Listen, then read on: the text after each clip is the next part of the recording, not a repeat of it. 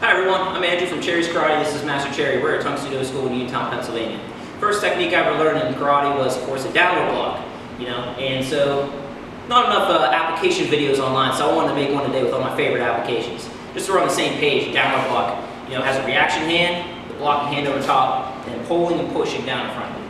I'll show you some of my favorites. So start arm grab. This is one I like teaching to kids. Just twisting and releasing your arm. Good. We get a little more advanced. Same thing.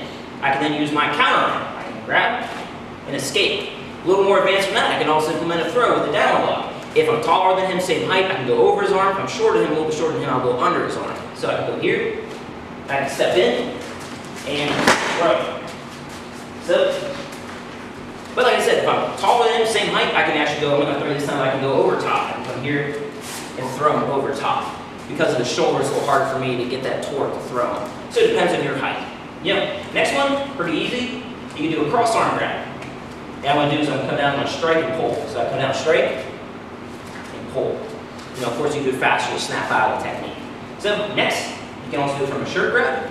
And I'm going to step back. If he's pulling me in tight, I can punch him to straighten his arm and then come in and downward block, escaping the grip. It has to be real tight. If it's over here, it's not going to work. I have to come in real close, using kind of like putting my armpit on his hand. Striking down, and then I can step punch like into what's common on forms. If you grasp me by the lapel has a little more flexibility in it. I'm probably not going to be able to get this technique to work. So what I can do instead, I can grab the arm. This one's a little more dangerous. I can grab the arm, pull the elbow in, coming over top, and I can throw from here. And then deliver my punch.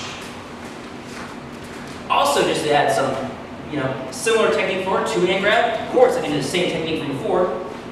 Escaping, and then stepping over, throwing, or just striking and punching. So those are just some basic grab ones I like to teach. Next, we're going to go over some striking ones.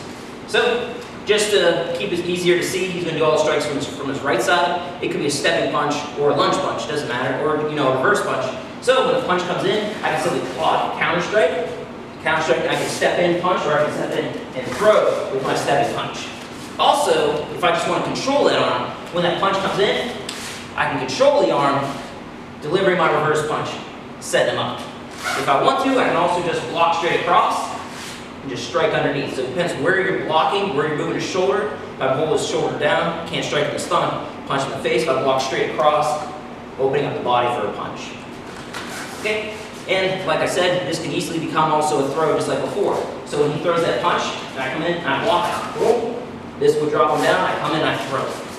Right? So the low block can be a throw, the low block can be a strike. Low block can also be a way of like breaking the arm as well. So if he does a, let's go with the grip over, right? It's also in the boss idea with that first movement, but we'll go with, just like a normal low block. I come over top, control, I step in, I can pop the arm here, I can strike the groin, and I can throw all in one motion depending on what I want to focus on. I can pop the arm with that low block.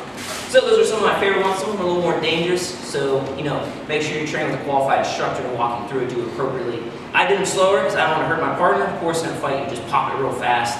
You'd be surprised how effective, how painful, and how effective these can be. In a real fight, your attackers will be a little more off balance. It'll be easier to throw them than in a controlled situation where you're not trying to hurt each other. So the techniques, if you get good at them, work better in the street than you do in the school. But those are just some of my favorites. If you got some of your own favorites, share them. But all right, that's it. Keep practicing.